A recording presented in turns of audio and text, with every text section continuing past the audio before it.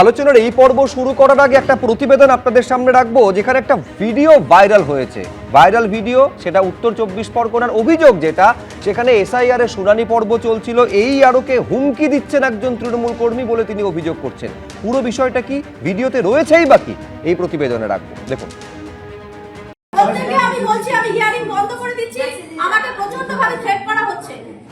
নির্বাচন কমিশনের কড়া বার্তার পর 24 ঘন্টাও কাটল না, সামনে এলো শুনানি কেন্দ্রে এই আরোকে তৃণমূলের হুমকি দেওয়ার অভিযোগ। ভাইরাল হলো ভিডিও। আমি নিজে কানে শুনেছি, বলুন। আপনি শুনেছেন, আপনার কথা আপনি বলবেন, এবং আমিও বলে দেবো একজন গভর্নমেন্ট অফিসারকে প্রচন্ডভাবে থ্রেট করা হচ্ছে। হিয়ারিং না করতে পারে থ্রেট করা হচ্ছে। একজন গভর্নমেন্ট অফিসারকে ভীষণভাবে থ্রেট করা হচ্ছে। আমি পুলিশকে ফোন করছি, আমাকে প্রচন্ডভাবে থ্রেট করা হচ্ছে এবং বলা হচ্ছে আমি যাতে হিয়ারিং না করি। এই আরোকে হুমকি দেওয়ার অভিযোগ শেখ আরিফ নামে এক তৃণমূল কর্মীর দিকে। একজন গভর্নমেন্ট অফিসারকে, অনডিউটি গভর্নমেন্ট অফিসারকে থ্রেট করছে। আমি এখনই ফোন করছি এবং উনি আরো যা পারেন প্রচন্ডভাবে থ্রেট করছেন আমাকে। কে হচ্ছে কি? যিনি বসে আছেন, যিনি দাঁড়িয়ে আছেন, তিনি থ্রেট করছেন। এতগুলো লোক আত্মা রয়েছে এখানে, ওনাকে কোনো থ্রেট করা হয়েছে? প্রচন্ডভাবে থ্রেট করা হচ্ছে। এখানে এতগুলো লোক আছে, বলতে পারবে কে? এই অফিসার বলা হচ্ছে এনাকে বলে থ্রেট করা হয়েছে, নিজের থেকে বলা হচ্ছে। এখানে এতগুলো লোক রয়েছে, না না মিথ্যা কেলেন দিচ্ছে কেন? ম্যাডাম আপনি কাজটা একটু তাড়াতাড়ি করুন না। আমি একটু পুলিশকে প্লিজ ইনফর্ম করব। আমাকে ভীষণভাবে থ্রেট করেছেন। ওনার কি এখানে হিয়ারিং আছে যে উনি এখানে এসেছেন? ঘটনাস্থল উত্তর 24 পরগনার মোহনপুর পঞ্চায়েতে 210 ও 211 নম্বর বুথ। মঙ্গলবার সকালে স্থানীয় শান্তিনগর বালিকা বিদ্যালয়ে শুনানি করছিলেন এই আরো পিয়ালি বন্দ্যোপাধ্যায়। সূত্রের খবর, স্থানীয় তৃণমূল কর্মী শেখ আরিফের ভাই রোমানিয়ায় থাকেন। সেখান থেকে শুনানিতে আসতে দেরি হবে জানিয়ে এই আরোর কাছে সময় চান আরিফ। তৃণমূল কর্মীর দাবি, ভাইকে বাংলাদেশি বলে দাগিয়ে দেন এই আরো। তা নিয়ে কথা কাটাকাটির পর হুমকি দেওয়ার অভিযোগ করেন এই আরো। এসআইআর এর শুনানি চলছিল, সেই সময় এই আরো পিয়ালি বন্দ্যোপাধ্যায়কে হুমকি দেওয়ার অভিযোগ। আর এই হুমকি দেওয়ার সম্পূর্ণ ভিডিও সোশ্যাল মিডিয়ায় ভাইরাল এবং তিনি আতঙ্কিত। তার অভিযোগ যে তিনি নির্বাচন কমিশনের গাইডলাইন মেনে কাজ করছিলেন, কিন্তু তাকে হুমকি দেওয়া হয়েছে। ওই বিভিন্ন রকম থ্রেট করা হয়েছিল। এই পার্টির ভাবে থ্রেট, আই থিংক সো।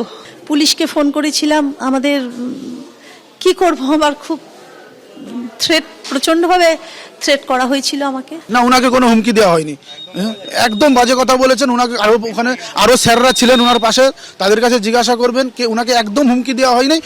হুমকি দেওয়ার অভিযোগ অস্বীকার করে এই আরোর দিকেই অভিযোগের আঙুল তুলেছে তৃণমূল।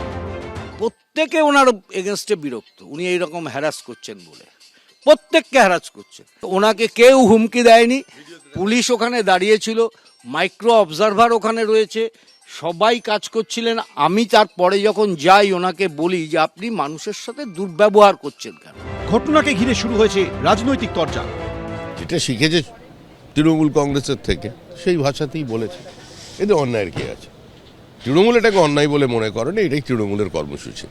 সাংবিধানিক প্রক্রিয়াকে, সাংবিধানিক সংস্থাকে, যুক্তরাষ্ট্রীয় ব্যবস্থাকে, সংসদীয় রাজনীতিকে বা রাজনৈতিক শিষ্টাচারকে সম্পূর্ণ অস্বীকার করা, সেটাকে কলুষিত করাই তো তৃণমূলের কর্মসূচি। আমরা রাজনৈতিক দল, আমাদের কাজ হচ্ছে যে ত্রুটিগুলো দেখব, সেগুলো তুলে ধরব। আর কমিশন একটা সংস্থা যেটা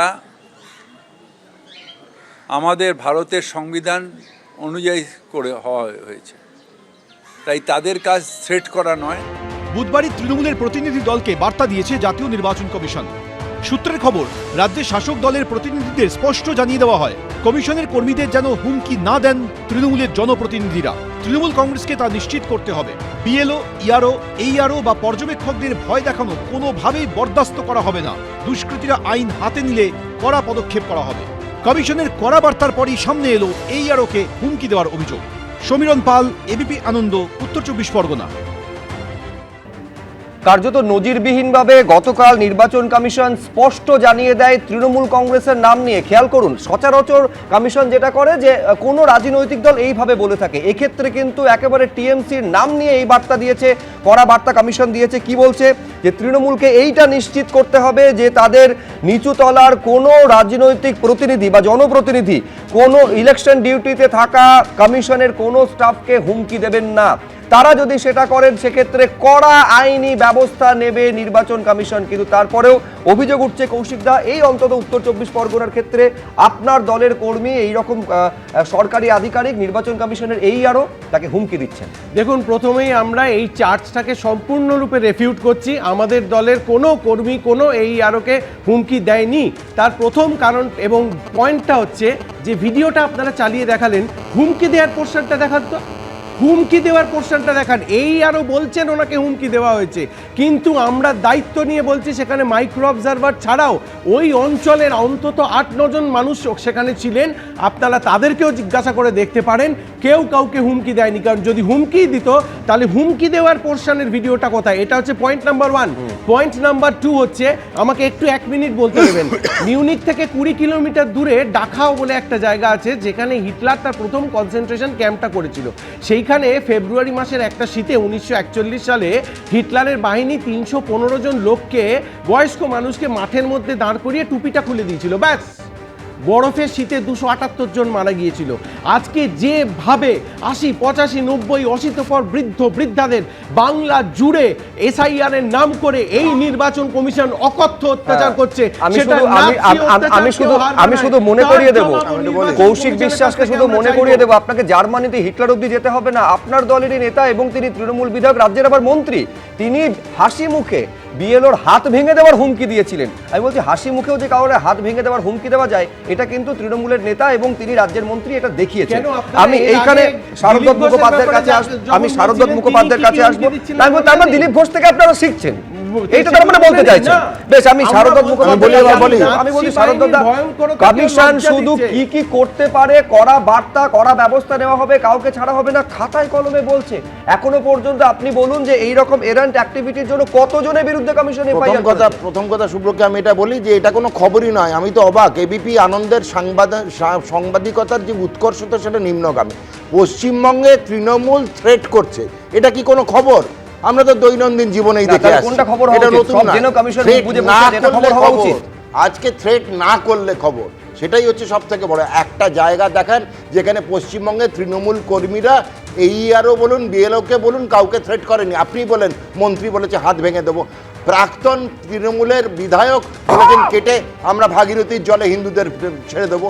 এগুলো কে বলেছে? তৃণমূলরা। শ্রমিকদা যে আমি সব বুঝলাম, আপনি আপনার মূল প্রশ্নে যাচ্ছেন না শারদত্তা। তৃণমূল হুমকি দিচ্ছে, কমিশন করছে নাকি? আমি দর্শকদের মনে করাবো, এই এসআইআর পর্ব শুরু হওয়ার আগে 2 জন দুজন আরওকে সাসপেন্ড করার পাশাপাশি এফআইআর করতে বলেছিল কমিশন। কিন্তু এখনো পর্যন্ত, আমি যখন আপনাদের সঙ্গে কথা বলছি, এখনো পর্যন্ত ওই সাসপেনশনটুকু করা হয়েছে, কোনো এফআইআর করা হয়নি। কি করেছে কমিশন? কোন ব্যবস্থা কি নিয়েছে? শারদত্তা কেন বসে আছে কমিশন? শেষ হয়ে গেছে? আমি সঞ্চালককে প্রশ্ন করব, কমিশনের কাজ এখনো শেষ হয়নি, মানে আমাদের আরো অপেক্ষা করতে হবে। ধীরে ধীরে দেখতে থাকবেন। এই প্রথম একটি পার্টির নাম করে কমিশন অ্যাটলিস্ট মন্তব্য করতে বাধ্য হয়েছে, এর পরবর্তী পদক্ষেপের জন্য ওয়েট করুন, দেখতে পাবেন।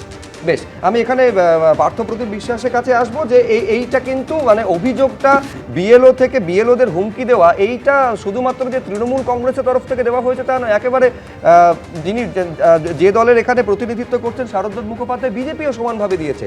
কিন্তু আমি বলছি নেপথ্য কাহিনীটা কি, আমি এইটা বুঝতে পারছি না। বিবৃতির লড়াই চলছে নাকি এখনো পর্যন্ত?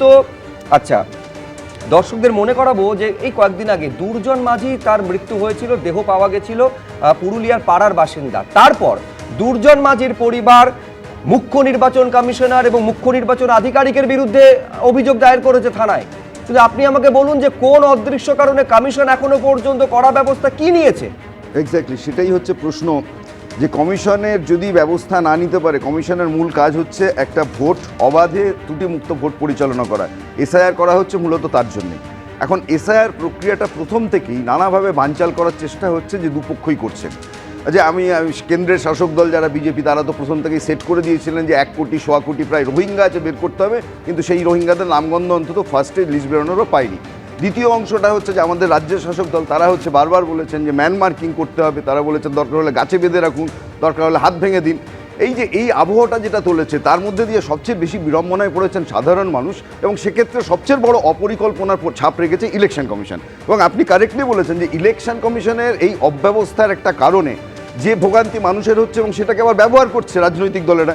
ফলে ইলেকশন কমিশনের এখানে প্রথম কাজ এখানে হচ্ছে দাঁড়িয়ে দাঁড়িয়ে উপর থেকে স্টেটমেন্ট ইস্যু করা না, যে এই এসআইআর শুরুর সময় থেকে বলছি যে যারা যে ধরনের সরকারি আধিকারিক বা কর্মীরা ইসির নির্দেশ মেনে চলেনি, ফলে সেক্ষেত্রে কোনো ব্যবস্থা যদি না নিতে পারে, এটা যদি ইলেকশন কমিশনের ফার্স্ট রাউন্ডের পারফরমেন্স হয়, শারদবাবু বলছিলেন দেখতে, আমি বললাম যখন খেলা শুরু হবে এরপরে, অর্থাৎ ভোটটা শুরু হবে, তখন এই রাজ্যে এমনিতেই আমি বলছি এসআইআর, আপনি যথার্থ বলেছেন, এসআইআর এর শুনানি পর্বে অষ্টী পর থেকে নবমী পর কিরকম দুর্ভোগের মধ্যে পড়তে হয়েছে, পা ভাঙা অবস্থায় তাদের আসতে বাধ্য করেছে কমিশন একেবারে এসআইআর এর হিয়ারিং সেন্টারে। হ্যাঁ এক্স্যাক্টলি, আমি এটাই বলছিলাম যে অপরিকল্পনা, ইলেকশন কমিশন কতটা অপ্রস্তুত এবং অপরিকল্পিত এটা প্রমাণ পাওয়া যাচ্ছে। এবিপি আনন্দ, এগিয়ে থাকে, এগিয়ে রাখে।